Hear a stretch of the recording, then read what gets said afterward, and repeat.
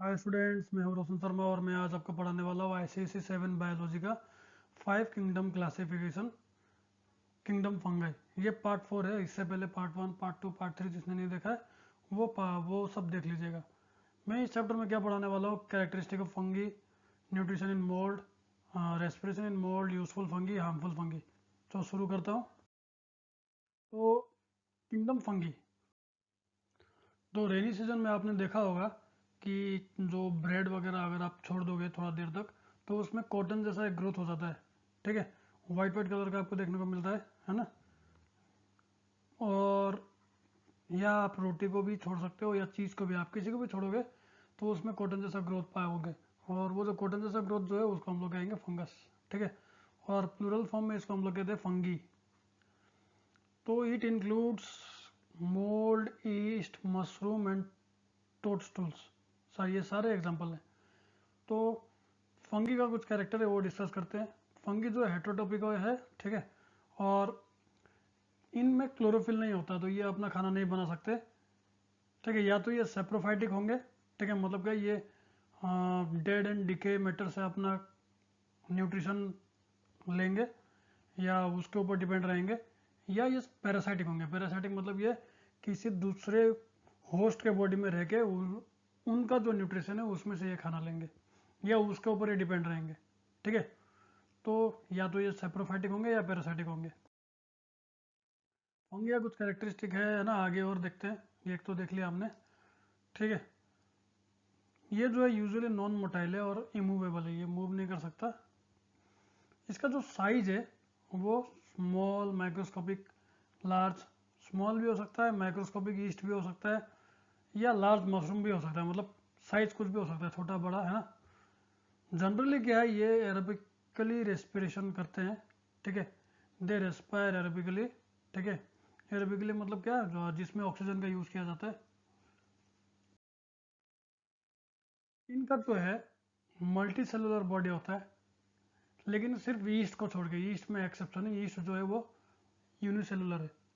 इसका जो बॉडी होता है ना वो आपका जैसे धागा से बूंदा हुआ जैसा बॉडी होता है। ठीक है, their body is in the form of a interwoven mass of fine thread like structure called mycelium. और वो जो स्ट्रक्चर है धागा से बूंदा हुआ जैसा स्ट्रक्चर, उसको हम लोग कहते हैं माइसेलियम।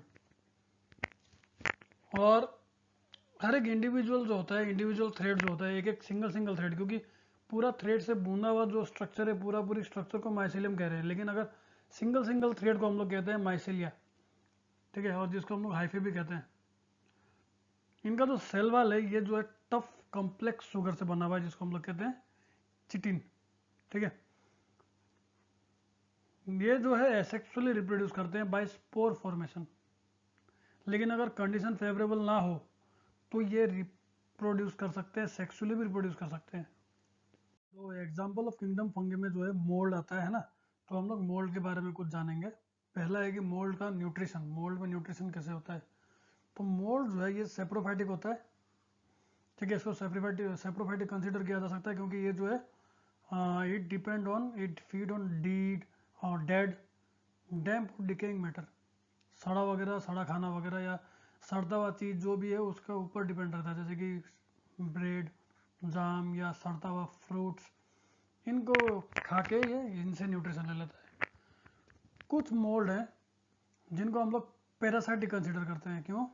क्योंकि ये क्या करते हैं कि जो लिविंग ऑर्गेनिज्म है उनके जो फूड है, उनका जो न्यूट्रिएंट्स हैं वहाँ से ये फीड करते हैं। ठीक है, या वहाँ से ये न्यूट्रिशन लेते हैं।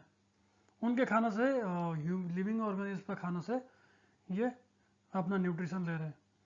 तो क्या होता है कि it causing the food to rot. ठीक है, ऑर्गेनिज्म में इस कारण से क्या होता है कि जो फूड है वो सड़ता है। मतलब फूड को सड़ा के फिर ये अपना न्यूट्रिशन लेते हैं। तो देखो कैसे होता है। इनमें कुछ डाइजेस्टिव जूसेस होते हैं जिसको हम लोग एंजाइम्स कहते हैं। ठीक है, एंजाइम्स अगर आपको पता नहीं है तो मैं बता देता हूँ कि एंजाइम्स ऐसे केमिकल है जो डाइजेशन को फास्ट करते हैं हमारा शरीर में, लिविंग ऑर्गेनिज्म का शरीर में। तो ये क्या करते हैं कि ये डाइजेस्टिव जूस सीक्रेट करते हैं, प्रोड्यूस करते हैं। ठीक है, जिस डाइजेस्टिव जूस में एंजाइम भी प्रेजेंट है। और ये डायरेक्टली क्या होता है, उस फूड के ऊपर, जो ऑर्गेनिज्म का अंदर फूड है उस फूड के ऊपर क्योंकि ये पैरासाइटिक है। तो क्या होगा कि ये एंजाइम क्या करेगा, फूड को क्या बनाएगा, पहले सॉल्युबल बना देगा। फूड को पहले क्या करेगा, सॉल्युबल बना देगा। फिर क्या करेगा, it is absorb by the mould. उसके बाद उसी फूड को ये मोल्ड और एब्जॉर्ब कर लेगा। अब मोल्ड कैसे एब्जॉर्ब करता है, मोल्ड क्या करता है कि पूरा फैल जाता है फूड में, ठीक है, पूरा फूड में फैल जाता है। और क्या करता है कि हमने थोड़ा देर पहले पढ़ा था हाइफे, मतलब वो माइसिलिन है ना, मतलब कि वो जो थ्रेड स्ट्रक्चर जो था ना, वो तो सिंगल सिंगल थ्रेड को हम लोग हाइफे कहते हैं। तो वो जो हाइफे स्ट्रक्चर है उसको क्या करता है, अंदर की तरफ इनवर्ड मूव करेगा और क्या करेगा, हाइफे के थ्रू से ये फूड एब्जॉर्ब कर लेगा, न्यूट्रिएंट्स एब्जॉर्ब कर लेगा, ठीक है। और ये न्यूट्रिएंट्स कहाँ से एब्जॉर्ब कर रहा है, जिस लिविंग ऑर्गेनिज्म में वो रह रहा है वहां से। अब आते हैं रेस्पिरेशन इन मोल्ड। तो बहुत सारे फंगाई जो है वो क्या करते हैं, एरोबिकली रेस्पायर करते हैं। दैट मीन्स क्या, इनको रेस्पिरेशन करने के लिए ऑक्सीजन चाहिए। जैसे हमको ऑक्सीजन चाहिए एनर्जी बनाने के लिए, ऐसे ही इनको भी चाहिए। तो लेकिन एरोबिक जो रेस्पिरेशन है ना, ये बहुत ही अच्छा एफिशिएंट तरीका है, क्योंकि इसमें ज़्यादा एनर्जी बनता है। और जो एनर्बिक होता है ना, एनर्बिक मतलब बिना ऑक्सीजन का, इसमें क्या होता है कि बहुत कम ऑक्सीजन, बहुत कम एनर्जी बनता है। इसलिए क्या है, aerobic respiration is more efficient. Mould जो है वो फंगस है, ठीक है, जो रेस्पायर करता है एरोबिकली। अब आते हैं ईस्ट में। ईस्ट भी क्या है, it is an example of fungi, fungi का ये भी एक एग्जाम्पल है। लेकिन ईस्ट क्या है, it is an exception. Mould aerobically respire करता है, लेकिन ईस्ट जो है इट रेस्पायर एनएरोबिकली। मतलब क्या, इसको एनर्जी प्रोड्यूस करने के लिए या रेस्पिरेशन करने के लिए क्या है कि इसको ऑक्सीजन का जरूरत नहीं पड़ता, ठीक है। ये जो है ग्लूकोज को विदाउट ऑक्सीजन ही ब्रेक कर देता है। और ये क्या करता है कि ग्लूकोज को ब्रेक करके इथाइल अल्कोहल के फॉर्म में कन्वर्ट कर देता है। और इथाइल अल्कोहल के साथ साथ क्या, एनर्जी भी बनता है और साथ में कार्बन डाइऑक्साइड भी बनता है। दैट मीन्स अगर ग्लूकोज टूटेगा तो तीन चीज़ बनेगा, इथाइल अल्कोहल, एनर्जी और कार्बन डाइऑक्साइड। तो ये जो प्रॉपर्टी है ईस्ट का एनर्बिकली, ये जो फूड को ब्रेक कर रहा है, इसको हम लोग फर्मेंटेशन भी कहते हैं, ठीक है। और ये जो आपको पता है फर्मेंटेशन जो है ब्रीविंग में या बेकिंग इंडस्ट्री में ज़्यादा यूज़ होता है। देख सकते हो यहाँ नीचे मोल्ड का ग्रोथ इस फिगर में, ठीक है, ऑरेंज के ऊपर। तो अब हम लोग पढ़ेंगे यूजफुल फंगी। तो मतलब क्या है, फंगस का कहाँ का यूज़ होता है वो हम लोग पढ़ेंगे। पहला है manufacture of bakery products. East जो है, जो हमने थोड़ा देर पहले पढ़ा, जो कि एनएरोबिकली रेस्पिरेशन करता है।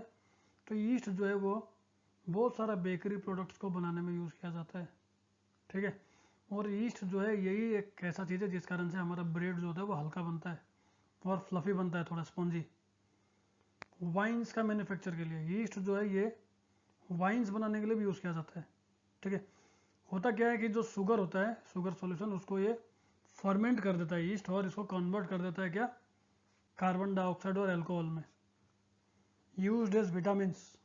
जो ड्राइड सूखा ईस्ट होता है, it is a good source of vitamin B, इसलिए इसका कंज्यूम किया जाता है। एज एंटीबायोटिक, पेनिसिलिन जो है एक एंटीबायोटिक की तरह यूज़ किया जाता है। और ये बहुत सारा डिजीज कॉजिंग बैक्टीरिया वगैरह को किल करता है, डिस्ट्रॉय करता है पेनिसिलिन, इसलिए इसको एज अ मेडिसिन भी यूज़ किया जा रहा है, ठीक है। और ये जो पेनिसिलिन है, it is obtained from the fungus called penicillium notatum. Next as a food, कुछ मशरूम वगैरह तो आपको पता ही है, सब खाते होंगे, जिसने नहीं खाया वो भी देख लो, ठीक है। मशरूम जो है ये भी एक फंगी है, और ये हम लोग अपने हम लोग के इंडिया में तो खाते हैं, ठीक है। चलो नेक्स्ट देखते हैं। तो अब पढ़ते हैं हार्मफुल फंगी।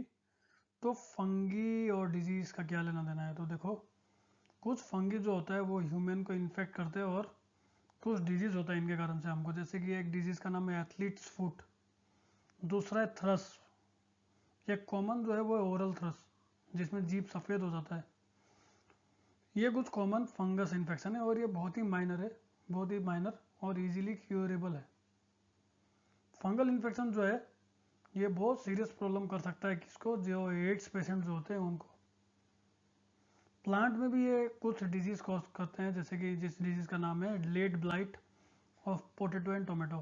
तो ये लेट ब्लाइट क्या है कि पोटैटो और टोमेटो में जो इन्फेक्शन होता है, उनके लीफ में, स्टेम में, फ्रूट्स में, वो इन्फेक्शन को हम लोग वायरस के कारण जो इन्फेक्शन होता है उसको हम लोग, फंगस के कारण उसको हम लोग लेट ब्लाइट कहते हैं।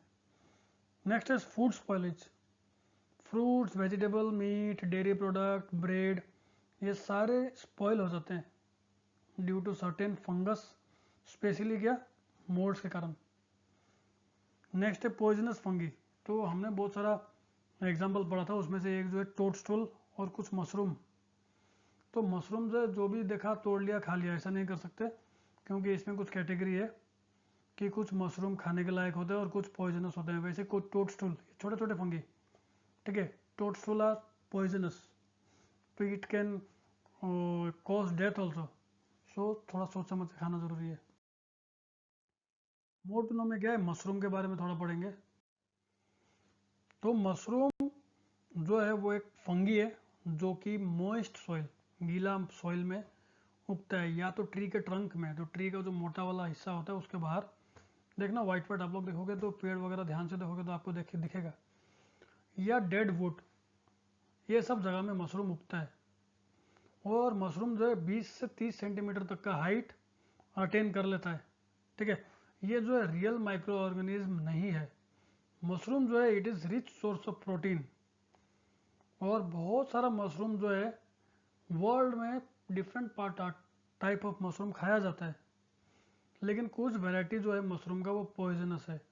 इसीलिए मशरूम जो है वाइल्ड में ग्रो होने वाला मशरूम कभी भी ना खाएं, ठीक है, ये डेडली हो सकता है। थोड़ा देर पहले मैंने बोला था, ये एक डायग्राम में देख लीजिएगा मशरूम का। आगे बढ़ता हूँ मैं। एनरिचमेंट में ईस्ट के बारे में बताया। तो ईस्ट जो है, मैंने थोड़ा देर पहले बोला था कि ईस्ट जो है वो वाइडली यूज होता है फर्मेंटेशन के लिए। तो ईस्ट जो है वो वाइडली यूज किया जाता है फर्मेंटेशन के लिए, और इसको हम लोग सैक फंगी भी कहते हैं। ये जो है सेप्रोफाइटिक है, यूनिसेलुलर, जो कि कॉलोनीज में रहते हैं। ये ओवल शेप के होते हैं, और ईस्ट सेल में जो खासियत क्या है कि इसका डिस्टिंक्ट सेल वॉल होता है। जैसे कि सपोज ये है तो ये सेल वॉल है ना। न्यूक्लियस भी एकदम डिस्टिंक्ट होता है, पहचान में आएगा अलग से न्यूक्लियस, और साइटोप्लाज्म भी होता है। तो एक नॉर्मल सेल की तरह इसका सेल भी होता है, इसमें सेल वॉल, आपका न्यूक्लियस, साइटोप्लाज्म सब डिस्टिंक्ट होता है। ईस्ट जो है वो रिप्रोड्यूस करता है by the process of budding. तो बडिंग में क्या होता है कि जो ईस्ट का बॉडी में से थोड़ा सा बड निकलता है, फिर धीरे धीरे ये बड क्या होता है, ग्रो करता है, फिर इसी बड के ऊपर और बड निकलता है, ऐसे करके निकलता है, लास्ट में इंडिविजुअली ये अलग अलग हो जाते हैं, ठीक है। तो ये प्रोसेस को हम लोग कहते हैं बडिंग। तो ईस्ट प्रोड्यूस बाय बडिंग, जिसमें क्या होता है, नया सेल जो होता है वो ग्रो होता है पेरेंट बॉडी में, ठीक है, पेरेंट बॉडी। तो यहाँ पे आके ये ख़त्म होता है फंगी वाला पार्ट, किंगडम फंगी। और आप लोग अच्छे से पढ़ो, जिसने भी इससे पहले के जो पार्ट नहीं पढ़े वो ज़रूर पढ़ो, और मुझे फीडबैक ज़रूर दो कमेंट में। मुझे फीडबैक नहीं आ रहा है, आप लोगों के लिए बहुत मेहनत करके वीडियो बना रहा हूँ मैं, तो थोड़ा सा सपोर्ट दिखाओ। Bye bye.